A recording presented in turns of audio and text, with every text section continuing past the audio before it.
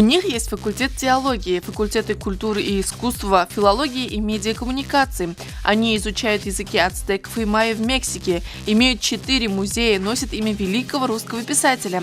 Это все об Омском государственном университете имени Федора Михайловича Достоевского.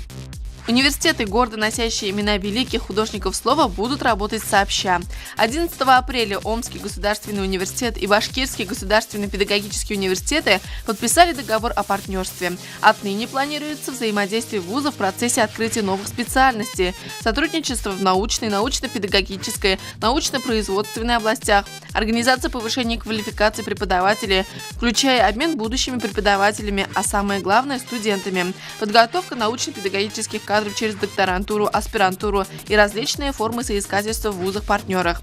Партнерство началось с лекции ректора Омского университета Владимира Струнина студентам БКПУ.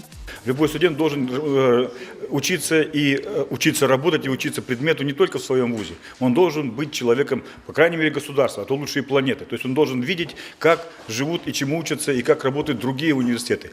Предметная составляющая, может быть, здесь не столь, может быть, и важна, хотя это, без сомнения, в каждом вузе есть свои, так скажем, разработки, которые интересны в предметной, в профильной части подготовки специалиста. Но самое главное, это другой мир, это общение с другими людьми, и это очень хорошо, слово социализирует, может быть, не совсем к месту, по крайней мере, дает студенту возможность пошире видеть окружающий мир.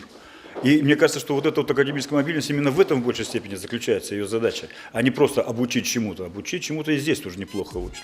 И это только начало. Надеемся, что это рукопожатие станет символом крепкой продолжительной дружбы между вузами и побратимами.